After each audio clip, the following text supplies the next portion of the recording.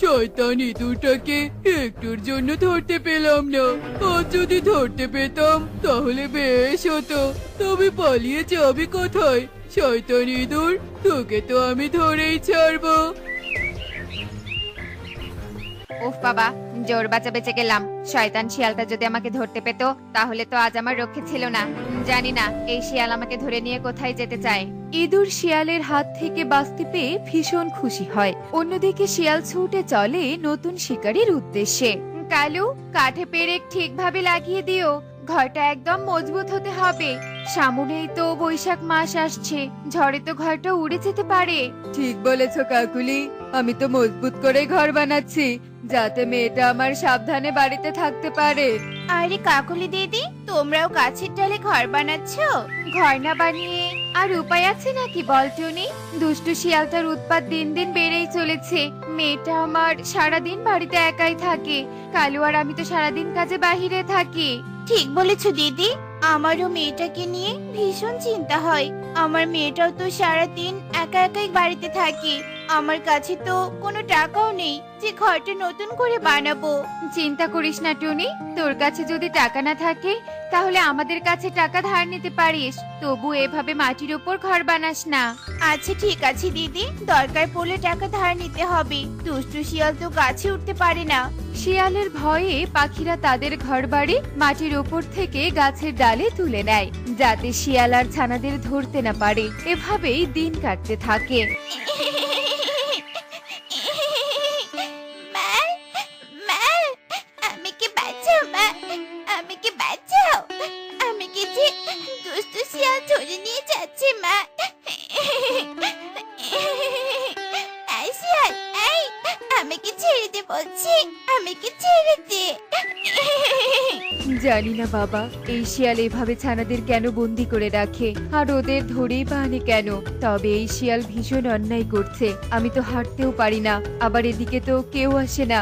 আমি কাকে বলবো শিয়ালের দুষ্টুমুর কথা?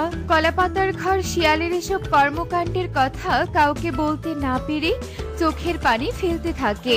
উফ বাবা, আজকাল পাখিগুলো যা চালাক হয়ে গেছে না। সবাই তো গাছের ডালে বাড়ি বানিয়েছে, এখন আমি গাছের ডালে উঠবো কি করে?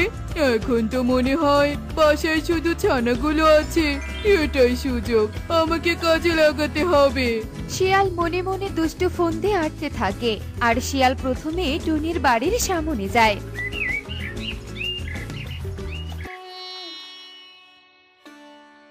পানি, পানি, আমাকে কেউ একটু পানি খেতে দাও। গলাটা একদম কাঠ হয়ে গেছে, এক্ষুনি মনে হচ্ছে মরে যাবো আমি। পানি। এই রে, ঘরে তো আমি একা, মা তো এখন বাড়িতে নেই। বাইরে কি যাবো? না না, মা তো আমাকে যেতে বারণ করে দিয়েছে বাইরে, যদি কোনো বিপদ হয়। কি হলো রে মা, কেউ কি নেই এই বাড়িতে? একটু পানি, একটু পানি নিয়ে আয় না। এই রে, বাহিরে যে আছে সে মনে হয় সত্যি কোনো বিপদে আছে। কেউ বিপদে পড়লে তো তাকে সাহায্য করা আমাদের দায়িত্ব। টুকি অনেকটা চিন্তা করে এক গ্লাস পানি নিয়ে যেই না দরজার সামনে আসে অমনি সে শিয়ালকে দেখতে পায়। ওরে বাবা রে, দুষ্টু শিয়াল, পালাই। এই, যাস নে, যাস নে, আমি সত্যি অনেক তৃষ্ণার্ত। যাস নে রে, আমার কাছে আয়। শিয়াল নানান ভাবে চালাকি করতে থাকে কিন্তু টুকি কোনো কথাই শোনে না। টুকি ঘাপটি মেরে ঘরেই বসে থাকে। না না, এই টুনির মেয়ে তো ভীষণ চালাক, একে আজ আমি ধরতেই পারলাম না। ধর ধর ধর, 10টা পাখির ছানা ধরতে পারলেই আমি ওই শহরের পাখির কাছে বিক্রি করে দিতে পারবো। আর অনেক খাবার পাবো। দামি খাবার ছাড়া তো আমি আর অন্য কিছুই খাই না।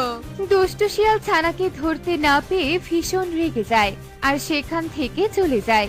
এভাবেই দিন কাটতে থাকে।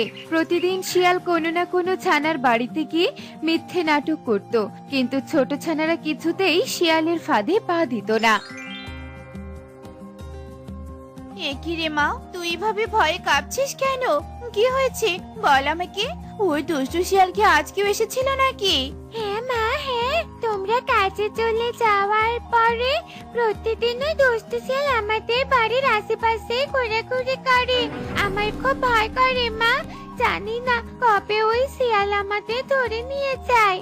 না না, এই শিয়ালের উৎপাত তো দেখছি আর মেনে নেওয়া যাচ্ছে না। টুনি ভীষণ চিন্তা করতে থাকে। এমন সময় সুখীর বাড়ি থেকে কান্নার শব্দ ভেসে আসতে থাকে আর পাখিরা সেখানে এসে জমা হয়। এ কি সুখী দিদি, কাঁদছো কেন তুমি? পারুল কোথায়? টনি রে টনি, আমি মেয়েটাকে রেখে কাজে গিয়েছিলাম, কিন্তু বাড়িতে ফিরে দেখি আমার মেয়েটা নেই। আশেপাশে অনেক খোঁজাখুঁজি করেছি, কিন্তু মেয়েটার কোনো দেখাই পেলাম না। সে কি কথা, তাহলে কি শিয়াল এসেছিল? আজকাল তো বনের আশেপাশে শিয়াল দেখা যাচ্ছে, ভয়ে তো আমার গা শিউরে উঠছে। হ্যাঁ দিদি, টুকি তো বললো আজকেও নাকি ও শিয়াল এসেছিল। আমরা তো কতদিন থেকে ছানাদের স্কুলে পাঠিয়ে দেই না, কিন্তু এভাবে আর কতদিন? ওই শিয়ালের তো একটা ব্যবস্থা করতেই হবে।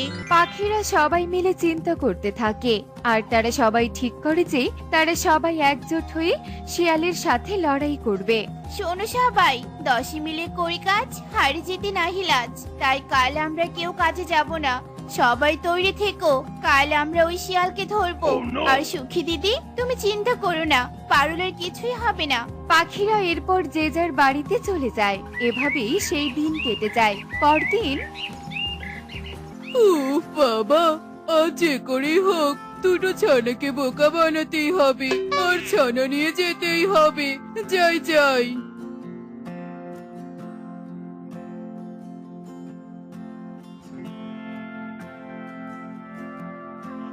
কে কোথায় আছো? বেরিয়ে এসো, বেরিয়ে এসো।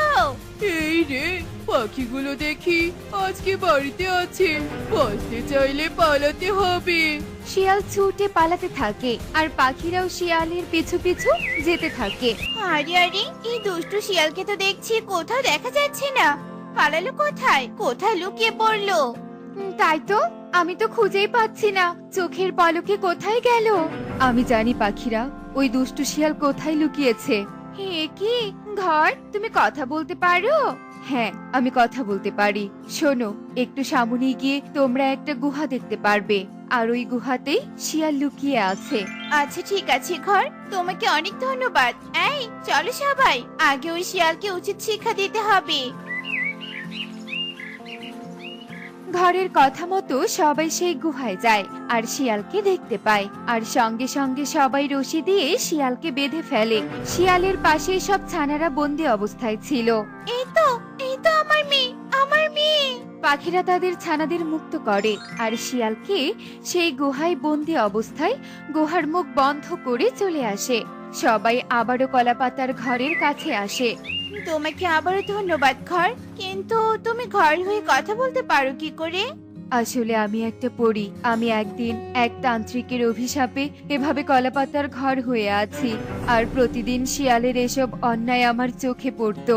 কিন্তু পরি, তোমাকে তো দেখে অনেক ভালো মনে হচ্ছে, তাই তোমাকে তো আমাদের সাহায্য করা দরকার। বলো পরি, তোমাকে আমরা কিভাবে সাহায্য করতে পারি? ওই দূরের পাহাড়ের উপর কালো গোলাপের গাছ আছে, যদি তোমরা সেই গোলাপ খুঁজে এনে এই ঘরে ছোঁয়াতে পারো তাহলে আমার মুক্তি মিলবে। কলাপাতার ঘরের কথা মতো টনি সেই পাহাড়ে যায় আর খুঁজে খুঁজে কালো গোলাপ বের করে আর নিয়ে এসে ঘরে ছোঁয়াতেই পরিমুক্ত হয়ে যায়। তোমাদের অনেক ধন্যবাদ, তোমরা আমার অভিশাপ কাটিয়ে দিলে। তোমাদের এই উপকার আমি কোনোদিন ভুলবো না। এবার তবে আমি আসি পাখিরা। এরপর পরে ধন্যবাদ দিয়ে চলে যায়। এই চলো সবাই, ওই শিয়াল থাক বন্দি হয়ে। দেখলে তো বন্ধুরা, 10-এর লাঠি 1-এর বোঝা। এমনই সব মজার মজার শিক্ষণীয় টুনি পাখির গল্প দেখতে আমাদের সাথেই থেকো। আর গল্পটি কেমন হয়েছে তা কমেন্টে জানাতে ভুলো না কিন্তু। Bye bye. কিরে টোনা, সকাল থেকে দেখছি তোর মুখটা ভার। বাড়িতে রোজ আমার বউ মাথা খাচ্ছে রে। সব বউ এক, বুঝলি টোনা? পরশু রাতে আমার বউয়ের সঙ্গে এমন ঝগড়া হয়েছিল যে কথা বলা পর্যন্ত বন্ধ হয়ে গিয়েছিল। হঠাৎ রাতে শুতে যাওয়ার সময় মনে পড়লো যে পরের দিন ভোরবেলা উঠে আমাকে একটা সোনার আংটি বানাতে হবে। আমি সঙ্গে সঙ্গে একটা কাগজে লিখলাম, আমাকে কাল ভোর 5টার সময় ডেকে দাও। তারপর কাগজটা বউয়ের মাথার কাছে রেখে ঘুমিয়ে পড়লাম। আর তারপর তোর বউ তোকে ডেকে দিল? না রে ভাই, পরের দিন সকাল 9টার সময় ঘুম থেকে উঠে দেখি আমার মাথার কাছে একটা কাগজ, তাতে বউ লিখে রেখেছে, উঠে পড়ো, ভোর 5টা বেজে গেছে। তাও তো ভালো, তোর বউ তোর কাছ তুলে কোনো কথা বলে না। তুই সোনা পেটাস বলে তোর কদর বেশি, আর আমি তো কামার, দিন রাত লোহা পিটিয়ে পয়সার মুখ দেখতে পাই না।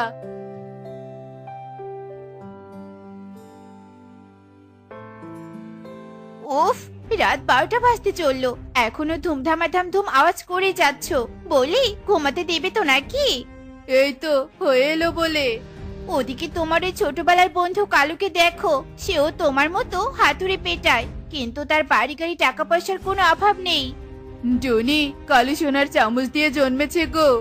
আর তুমি জন্মেছো লোহার চামচ মুখে দিয়ে, তাই তো তুমি হয়েছো কামার।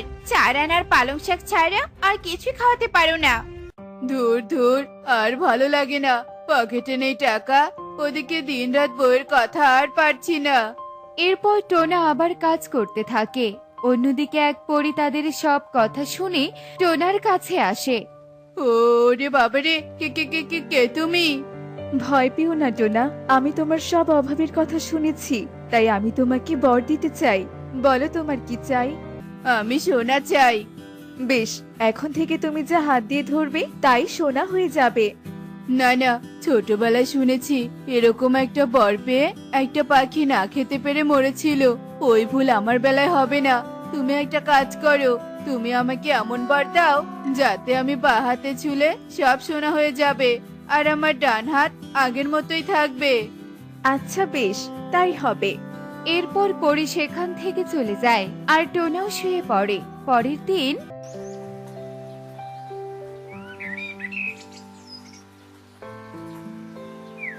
হে কি, তুমি এখনো বাজারে যাওনি?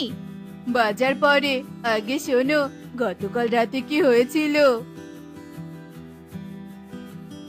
পড়ি নাকি ছাই, কে নাকি এসে তোমায় বোকা বানিয়ে গেল, আর তুমি বোকা হয়ে গেলে। হ্যাঁ, বোকা বানিয়ে গেল। এরপর টোনা যেই বাঁ হাত দিয়ে বাজারের ব্যাগ হাতে নেয়, সাথে সাথে ব্যাগটা সোনার হয়ে যায়। আরে, এই দেখো টুনি, দেখো আমার ভাগ্য ফিরে গেছে। ওই পরি সত্যি সত্যি আমাকে বর দিয়ে গেছে গো। ও মা, তাই তো, একেবারে তো খাঁটি সোনা। তার মানে এবার থেকে তুমি পা হাতে যা ছুবে তাই সোনা হয়ে যাবে। হ্যাঁ গো হ্যাঁ, এবার আমি সবকিছু সোনায় মুড়িয়ে দিব। এরপর টোনা হাত দিয়ে তার ঘরটা সোনার করে ফেলে, আর এদিকে টুকি খেলতে গিয়ে অনেকগুলো বেলুন নিয়ে আসে। আর এসে সোনার বাড়ি দেখে টুকি অনেক অবাক হয়ে যায়। ও মা, আমাদের ঘরটা এত সুন্দর চকচক করছে কেন গো? মা টুকি, এটা তো সাধারণ কোনো ঘর নয়, এটা যে সোনার ঘর। কি বলছি কি মা, সত্যি এটা সোনার ঘর? হ্যাঁ রে মা, এখন আমরা অনেক ধনী হয়ে যাব। কি মজা, কি মজা। বাবা, ও বাবা, আমার হাতের এই বেলুনগুলো আমি সোনার ঘরে বাঁধিয়ে দিব, তাহলে ঘরটা আরো বেশি সুন্দর লাগবে। তোর যা ভালো লাগে তাই কর রে মা। এরপর টুকি তার হাতে থাকা বেলুনগুলো সোনার ঘরে বেঁধে দেয়, আর টোনা বাজারে চলে যায়। কি গো টোনা দাদা, আজ মাছের মাথা নেবে না গো? হ্যাঁ, মাথা? আরে ছ্যা ছ্যা ছ্যা ছ্যা, তখন তো আমি গরিব ছিলাম, তখন মাছের মাথা খেতাম। এখন আমার ভাগ্য ফিরেছে, তাই এখন ইলিশ, গলদা চিংড়ি এসব ছাড়া আমি মুখেই তুলবো না। ও আচ্ছা, এই নাও। আমার কাছে তো টাকা নেই, তাই তার বদলে আমি সোনা দিব। এই কথা বলে টোনা একটা মাছের মাথায় হাত দিয়ে সোনা বানিয়ে দেয়। এই নে, একেবারে খাঁটি সোনার মাছের মাথা। এরপর টোনা এক এক করে সবজি দোকানে যায় এবং কবুতরের একটা আলু সোনার করে দেয়। শালিকের মরিচের দোকানে গিয়ে একটা সোনার মরিচ বানিয়ে দেয়, আর সবাই সেই সোনার জিনিসগুলো নিয়ে কালুর দোকানে যায় বিক্রি করার জন্য। কালু দাদা, ও কালু দাদা। আরে, তুই সাত সকালে আমার দোকানে মাছ বেচতে এসেছিস নাকি? না না, মাছ নয়, সোনা বিক্রি করতে এলাম। নাও নাও, সোনার মাছের মাথা নাও। কত দাম দেবে এবার বলো? ও কালু দাদা, এই নাও সোনার আলু। আমারটা একটু ওজন করে দেখো তো কত হচ্ছে। এই যে আমার সোনার মরিচ বেচবো, কত পাবো শুনি? আরে বাপ রে বাপ, এত সব খাঁটি সোনা, সব মিলিয়ে যা দাম হবে সেটা আমার সাত পুরুষেরা কোনোদিন চোখে দেখেছে কিনা সন্দেহ। না না, আমার কাছে এত টাকা নেই। তোমরা শহরে কোনো বড় দোকানে গিয়ে এগুলো বিক্রি করে এসো, যাও। হ্যাঁ হ্যাঁ, চলো সবাই, এগুলো বেচে আমরা 10 বছর পায়ের উপর পা তুলে খেতে পারবো। টোনার বাঁ হাতের জাদুতে দেখতে দেখতে কয়েকদিনের মধ্যেই গোটা বনে সোনার চাদরে মুড়ে যায়। যেদিকে তাকাই সেদিকেই শুধু সোনা আর সোনা। এত সোনার মধ্যে মাথায় হাত শ্যাকরাদের। চারদিকে এত সোনা যে কেউ আর আমার দোকানে আসছে না সোনার গহনা করাতে। এখন সোনার কোনো মূল্যই নেই। দূর দূর, এভাবে চলতে থাকলে যে আমার ব্যবসাপত্র লাঠি উঠবে। এখন কি যে করি।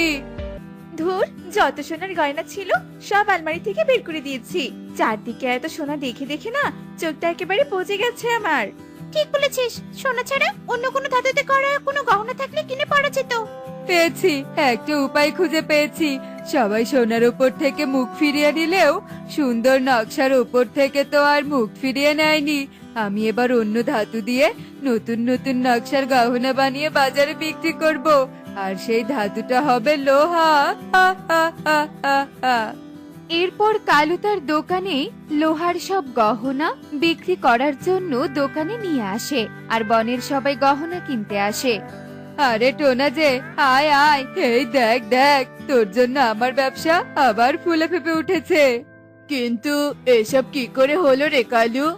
খুব সোজা, তুই গোটা বন সোনার চাদরে মুড়ে দেওয়ার পর কেউ আর সোনার গহনা কিনতে চাইছিল না। আমার ব্যবসা তো লাঠি উঠে গিয়েছিল, তাই এখন আমি সোনার গহনার বদলে লোহার গহনা বিক্রি করছি। লোহার গহনা? তুই লোহার গহনা বানালে আমি কি দিয়ে সংসার চালাবো? কেন, এবার থেকে তুই বানাবি সোনার কোদাল কাটারি। বড়ি, আমাকে বাঁচাও, আমাকে বাঁচাও। আমার ভুল হয়ে গেছে। কাজের মর্ম আমি এতদিন বুঝিনি, তাই সোনা নিয়ে ধনী হতে চেয়েছিলাম।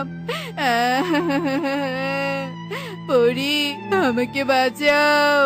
এভাবেই টোনা কাঁদছিল, আর তক্ষুনি সেখানে পরি চলে আসে। এবার বুঝলি তো, কোনো কাজই ছোট নয়। হ্যাঁ পরি, তুমি তোমার শক্তি ফিরিয়ে নাও। আচ্ছা ঠিক আছে। এরপর পরি তার জাদু শক্তি দিয়ে বল ফিরিয়ে নেয়, আর টোনা আগের মতো লোহার কাজ করে সংসার চালাতে থাকে। দেখলি তো বন্ধুরা, কোনো কাজই ছোট নয়।